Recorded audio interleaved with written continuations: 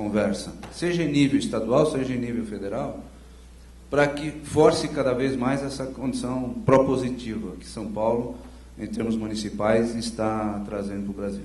Então, acho que nós, enquanto parceiros nesses eventos, nós, enquanto auxiliares nessa demanda parceira, temos também esse papel de estar incentivando essa interlocução com os níveis estaduais e federais, para que esta ideia ou esta percepção que você tem seja realmente espalhada para todo o país e para todo o Estado. Né? E aí, Coronel Martins, fundamentalmente a sua posição é que vai nos dar também, sobre essa ótica da política pública, como é que o Estado vê, como é que o Estado viu e como vai poder ser um grande gerador de desenvolvimento pelo esporte. Eu tenho uma palestra pequena, de 2 horas para realizar, mas eu vou tentar ser bastante conciso na projeção dos slides, né, mas abordando superficialmente. Mas antes disso, complementando o secretário Feldman, a média orçamentária que a gente vê no Estado, nos municípios paulistas, é de menos de 0,5% no orçamento. São Caetano talvez seja a única exceção que chegou a 4,5%, e talvez esse seja o grande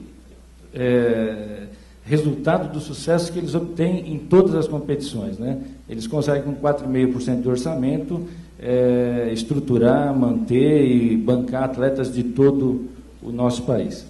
Então, por favor, colega lá, você vai... Tá bom, melhor.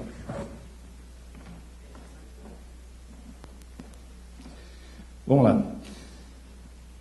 Bom, o quadro atual, a Vigitel, ela mostra que 11,3% dos paulistas fazem atividade física regularmente. Nós somos o estado mais sedentário do país. O mais ativo é o Espírito Santo. 20% da população pratica alguma atividade. E nosso estilo de vida hoje, ele está muito diferente daquilo que nós convivemos quando éramos crianças, né? Hoje as pessoas são muito mais ligadas à sua casa, à informática, às mídias eletrônicas, a questão da insegurança em sair de casa e fica muito mais dentro de casa, os pais não deixam as crianças brincarem. Então, isso faz com que aumente os índices de obesidade, de cardiopatias, o tabagismo mesmo. Nós estamos numa esfera padrão Estados Unidos, né, infelizmente, nessa questão de saúde, e isso também leva a questão da beleza estética ao uso exagerado de anabolizantes pelos jovens e até mesmo as drogas ilegais, né? Então, nós estamos realmente numa crise e uma transformação de valores éticos e morais em todo o país. Não só as crianças, mas nós também. Se pensarmos em esporte de alto rendimento, o quadro atual nos mostra que nós temos uma carência de centros de excelência esportiva de nível internacional e mesmo de equipamentos. Nós, como o Walter Feldman disse, nós estamos numa situação muito primária ainda na questão do alto rendimento. Na questão das deficiências físicas, que é um outro segmento muito importante a ser trabalhado, a nossa média é a média mundial, em torno de 10% da população apresenta alguma deficiência física. Por favor.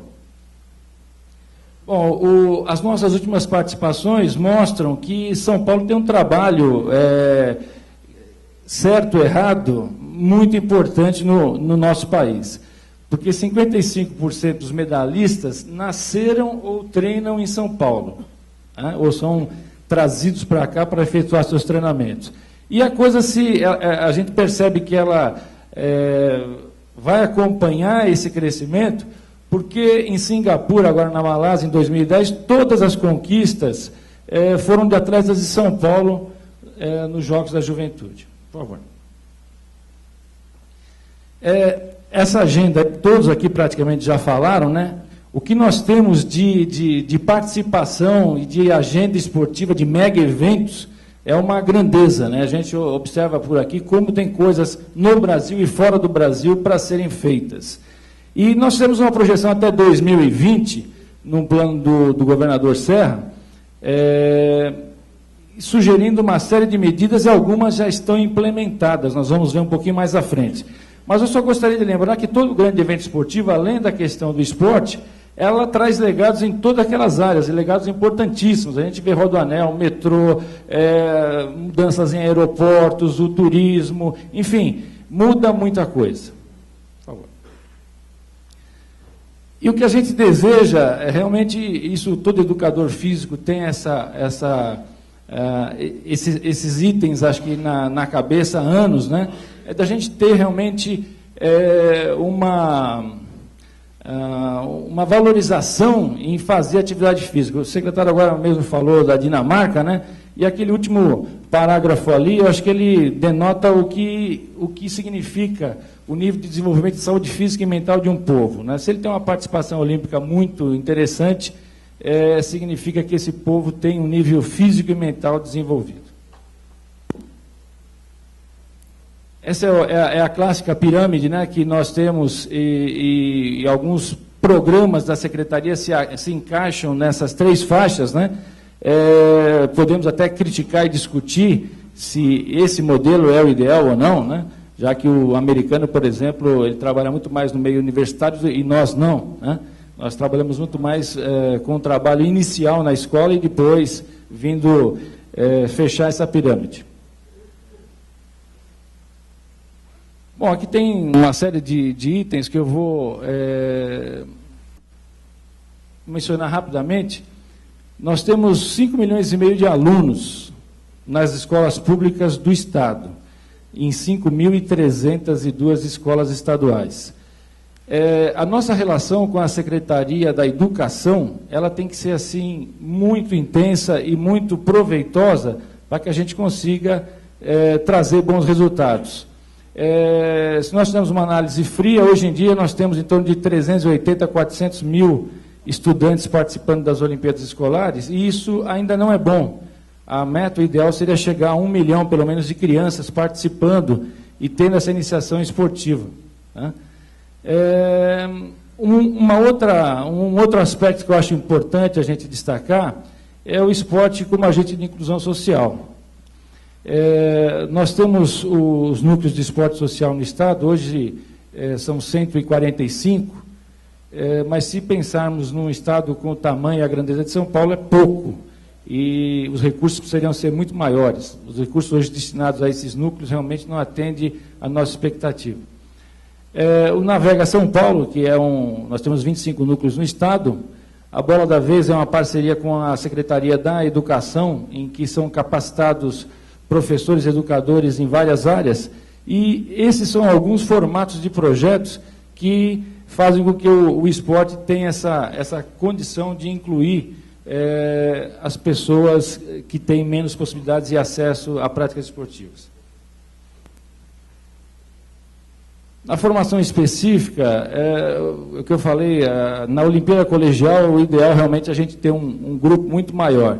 E uma coisa que precisa ser feita, e estamos fazendo, é formar polos regionais de formação esportiva para algumas modalidades, e aí é muito importante a presença das universidades, das prefeituras, como parceiras de outros institutos, inclusive o SESC, que nós, mais uma vez, agradecemos o Ricardo e o Felipe, né, por serem sempre parceiros nos eventos da Secretaria e mesmo desse da ADVB. Hoje nós temos no Estado 7 centros de excelência, que, buscando a verdade, secretário Feldman, não são assim aqueles centros de excelência, né? É um termo que eu, como educador físico, não o vejo na plenitude da palavra, né? Mas eles têm condições de estar capacitando e treinando jovens, né, jovens talentos, para que consigam resultados a médio e longo prazo. Mas, mesmo assim, o ideal seria nós termos, pelo menos no Estado, 30 centros de excelência, de bom nível. Hoje, o número de atletas de alto rendimento, iniciantes, são 875 no Estado, mas o ideal era termos pelo menos 4 mil. E essas são as metas que nós estamos colocando para 2020. O Bolsa Talento Esportivo, que eu vou falar um pouquinho mais à frente, também tem que crescer, né? Por favor. Bom, aí é mais uma descrição dos centros que existem hoje, né? E em 2010 nós devemos ter Piracicaba como centro paralímpico, Santos, judô e São Caetano específico de voleibol. Esses protocolos foram assinados, né, e estão para serem implementados. O Bolsa Talento Esportivo também foi foi resultado de um trabalho do secretário Claurim, em 2010. Já há anos que nós desejávamos criar um modelo de bolsa semelhante ao governo federal. Hoje, nós temos 338 atletas beneficiados, a grande maioria são da categoria estudantil, que tem uma ajuda de custo razoável, para que, naquele momento decisivo das suas vidas, estuda, trabalha ou treina, ele continue treinando e estudando, se possível. Mas, pelo menos, tem esse apoio. Mas o ideal é realmente que hoje os 3 milhões é um valor muito baixo e que a gente atinja aí rapidamente os 45 milhões que estão na planilha. A Lei do Incentivo ao Esporte também, ela foi promulgada no final de 2009, de toda a regulamentação dela fez com que só no segundo semestre de 2010 nós pudéssemos avaliar os projetos que já entraram. Hoje nós temos praticamente 40 projetos na fase de captação de recursos e 60 milhões disponíveis para encerrar o ano de 2010. E para 2011, a expectativa é 120 milhões na lei de incentivo, que é a renúncia de parte do ICMS que o empresário normalmente recolheria. O Toninho falou da questão do RH, né, que ele não vê muitos investimentos, né, e nós concordamos totalmente, Toninho. Eu acho que esses 3 pilares são importantíssimos e eles caminham juntos, né? Você não adianta ter só equipamento, estádio e pista de excelente qualidade se você não tem gente capacitada para trabalhar, para fazer a gestão, para ensinar e os equipamentos, né?